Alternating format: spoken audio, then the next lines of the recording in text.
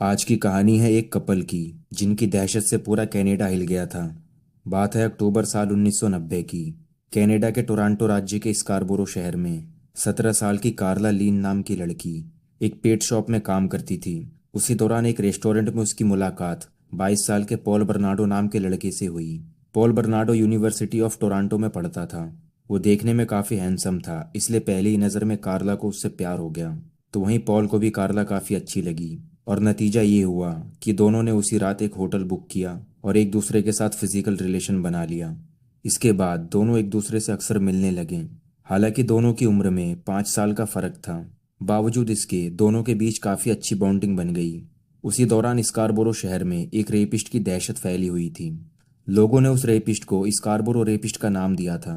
वो अक्सर रात में सड़कों पर अकेली आती जाती लड़कियों का पीछा करता और फिर मौका मिलते ही उनके साथ रेप करता था। और वो रेपिस्ट कोई और नहीं बल्कि पॉल बर्नाडो ही था। लेकिन किसी को भी उसकी इस करतूत की जानकारी नहीं थी, यहाँ तक कि उसकी गर्लफ्रेंड कार्ला को भी नहीं पता था। कार्ला के लिए पॉल एक परफेक्ट मैच था।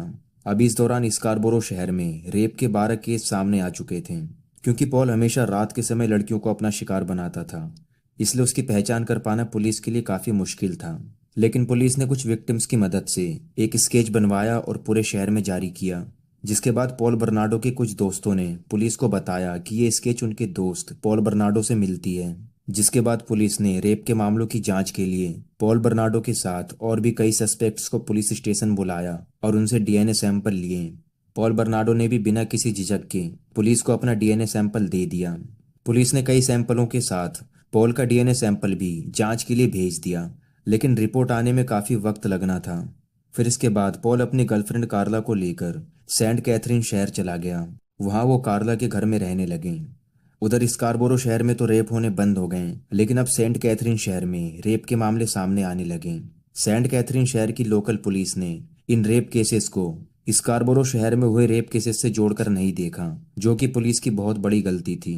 लेकिन पुलिस ने जांच जारी रखी।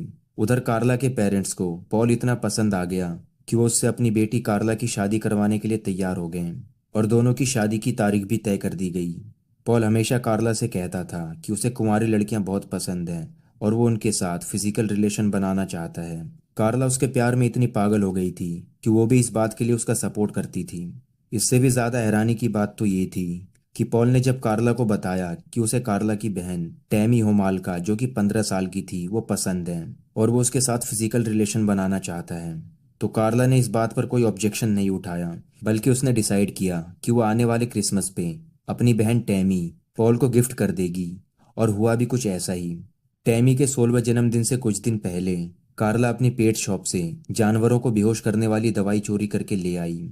फिर 24 दिसंबर साल 1990 को कार्ला के पेरेंट्स जब सो गए तो दोनों ने टैमी को घर के बेसमेंट में ड्रिंक्स के लिए इनवाइट किया। टैमी भी वहां चली गई। कार्ला ने टैमी की ड्रिंक में नींद की गोली मिला रखी थी। फिर वो ड्रिंक उसने टैमी को दे दी। टैमी ने जैसे ही वो ड्रिंक पी, वो बेहोश हो गई। जिसके बाद पॉल ने टैमी के साथ रेप करना शुरू कर दिया और कार्ला उसकी वीडियो बनाने लगी। टैमी की कहीं नींद ना खुल जाए, इसलिए कार्ला ने उसके मुंह में हेलोथेन लगा दी, जिससे कि चाहकर भी टैमी जल्दी होश में ना आ पाए। लेकिन थोड़ी देर बाद टैमी को उल्टियां होने लगीं और ये देखकर पॉल और कार्ला घबरा गए। जिसके बाद उन्होंने सारे सबूत मिटाए और 911 पर कॉल करके एम्बुलेंस बुला ली। टैमी को तुरंत हॉस्पिटल ले जाया गया, लेकिन 3 घंटे बाद ही टैमी की मौत हो गई। लेकिन इस बात की पुलिस रिपोर्ट नहीं लिखवाई गई, क्योंकि कार्ला और पॉल ने ये बोलकर पेरेंट्स को अपनी बातों में फंसा लिया कि टैमी ड्रग्स लेती थी और ड्रग्स की ओवरडोज की वजह से उसकी मौत हुई है। टैमी की मौत के बाद कार्ला और पॉल उस घर को छोड़कर वहां से कुछ ही दूर एक बंगले में शिफ्ट हो गए। दोनों ने फिर 14 जून साल 1991 के दिन एमएम रॉबिन्सन स्कूल में पढ़ने वाली लेस्ली माफी नाम की एक स्टूडेंट को अपना अगला शिकार बनाया। लेस्ली जब स्कूल के बाद अपने घर लौट रही थी तो उस समय काफी अंधेरा हो गया था। दरअसल उस दिन स्कूल में कुछ दिन पहले रोड एक्सीडेंट में मारे गए कुछ स्टूडेंट के लिए शोक सभा रखी गई थी। इसी वजह से घर आने में लेस्ली लेट हो गई थी। लेकिन उसी वक्त पॉल भी वहां से गुजर रहा था। उसने लेस्ली को अकेला देखा तो गाड़ी रोककर उससे बात करने लगा और कहा कि चलो मैं तुम्हें छोड़ देता हूँ। लेस्ली जैसे ही उसकी बात मानकर गाड़ी में बैठी, तभी पॉल ने कपड़े से उसका मुंह बंद करके दोनों हाथ बांध दिए और अपने घर ले आया। इसके बाद पॉल और कार्ला ने 24 घंटे तक लेस्ली के साथ रेप और मारपीट की। दोनों ने इसकी भी वीडियो बनाई और फिर बाद में लेस्ली की हत्या कर दी। हत्या करने के बाद पॉल ने उसकी लाश के टुकड़े करके सीमेंट की बोरी में डालकर उन्हें वहां से करीब 18 किलोमीटर दूर जाकर एक नदी में फेंक दिया। वहीं अब कार्ला और पॉल की शादी की तारीख भी आ गई और 29 जून साल 1991 को दोनों ने शादी कर ली।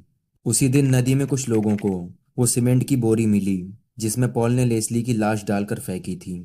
तो उन्होंने तुरंत पुलिस को इसकी जानकारी दी, जिसके बाद पुलिस ने केस दर्ज करके छानबीन शुरू कर दिया। लेकिन कई दिनों की छानबीन के बाद भी पुलिस को कोई सुराग नहीं मिला। उधर स्कारबोरो शहर में भी पॉल का डीएनए सैंपल अभी तक टेस्ट नहीं हुआ था। अब घटना को करीब 10 महीने बीत गए। फिर 16 अप्रैल साल 1992 को सेंट कैथरीन शहर के होली क्रॉस सेकेंडरी स्कूल की एक 15 साल की स्टूडेंट जिसका नाम क्रिस्टिन फ्रेंच था, उसका घर स्कूल से करीब 15 मिनट की दूरी पर था। वो हमेशा की तरह अपने स्कूल से घर पैदल जा रही थी कि तभी क्रिस्टिन फ्रेंच के पास एक कार आकर रुकी जिसमें पॉल और कार्ला बैठे हुए थे। कार्ला ने क्रिस्टिन को एड्रेस पूछने के बहाने अपने पास बुलाया और फिर जैसे ही क्रिस्टिन उसके पास गई तभी पॉल ने पीछे से उस पर हमला कर दिया और उसे कार में डाल दिया। फिर दोनों क्रिस्टिन को लेकर अपने घर आ गए। यहाँ उन्होंने उसके साथ भी वही सब किया जो पहले वाली लड़की के साथ किया था, लेकिन इस बार ऐसा करना भारी पड़ गया क्योंकि क्रिस्टिन के पेरेंट्स ने पुलिस में रिपोर्ट दर्ज करवा दी। जिसके बाद पुलिस ने छानबीन शुरू की तो क्रिस्टिन की लाश 30 अप्रैल साल 1992 को एक गड्ढे में पड़ी मिली। अब ये बात पूरे शहर में फैल गई कि दो स्कूल की लड़कियों के साथ इस तरह से रेप करके उनकी हत्या कर दी गई है और पुलिस अब तक कातिल को पकड़ नहीं पाई है। लोगों में इस बात को लेकर काफी गुस्सा था। फिर दोनों लड़कियों का केस सुलझाने के लिए ग्रीन रिबन टास्क बनाई गई। इस दौरान एक शख्स सामने आया और उसने बताया कि इन सब हत्याकांड के पीछे उसका दोस्त पॉल बर्नार्डो हो सकता है, लेकिन उसके पास कोई सबूत नहीं था। इसलिए पुलिस ने बस फॉर्मेलिटी के लिए पॉल से पूछताछ की और उसे छोड़ दिया, क्योंकि पॉल और कार्ला का कोई भी क्रिमिनल बैकग्राउंड नहीं था और ना ही उनके खिलाफ कोई सबूत पुलिस को मिला था। लेकिन जब से पुलिस ने पॉल से पूछताछ की थी तब से पॉल और कार्ला के बीच एक डर पैदा हो गया था। उनके बीच अब लड़ाइयाँ होने लगी और बात इतनी बढ़ गई कि पॉल ने एक दिन कार्ला पर जानलेवा हमला तक कर दिया। जिसके बाद कार्ला अपने पेरेंट्स के घर चली गई। कार्ला की मां ने इसकी तहरीर पुलिस को दी और पॉल के खिलाफ घरेलू हिंसा का केस दर्ज करवा दिया।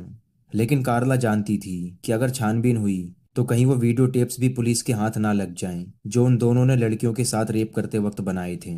उधर पुलिस ने पॉल को गिरफ्तार कर लिया, लेकिन फिर अगले दिन उसे जमानत पर छोड़ दिया।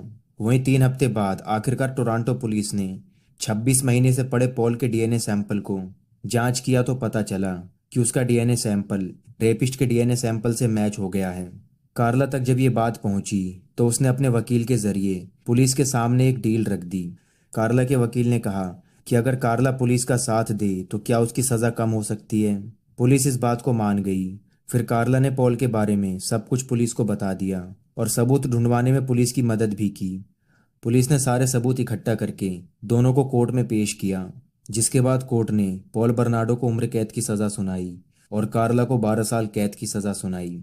लेकिन जब रेप और टॉर्चर की वीडियो सामने आई जो पॉल और कार्ला ने बनाई थी तो लोगों ने ऑब्जेक्शन उठाया। उन्होंने कहा कि कार्ला को भी उतनी ही सजा मिलनी चाहिए जितनी पॉल को मिली है, क्योंकि इस घिनौने काम में दोनों बराबर के हिस्सेदार थे। लेकिन ऐसा नहीं हुआ। 12 साल बाद 4 जुलाई साल 2005 को कार्ला जेल से रिहा हो गई और दूसरी शादी कर ली, जिसके बाद उनके 3 बच्चे भी हुए। लेकिन कार्ला अब अकेली ही रहती है, जबकि कार्ला के तीनों बच्चे उसके पति के साथ रहते हैं। तो वहीं पॉल बर्नार्डो अभी भी जेल में है। तो दोस्तों, ये थी कहानी पॉल बर्नार्डो और कार्ला होमाल्का की। आपकी क्या राय है इस केस के बारे में? कमेंट करके ज़रूर बताएं और वीडियो को लाइक करते हुए शेयर ज़रूर करें। क्राइम की ऐसी खौफनाक कहानियाँ सुनने के लिए चैनल को सब्सक्राइब करके बेल आइकन ऑल पर प्रेस कर लें ताकि नई वीडियोस की नोटिफिकेशन आप तक पहुंच जाए। तो मिलते हैं दोस्तों ऐसी किसी कहानी के साथ। तब तक अपना ध्यान रखें। धन्यवाद।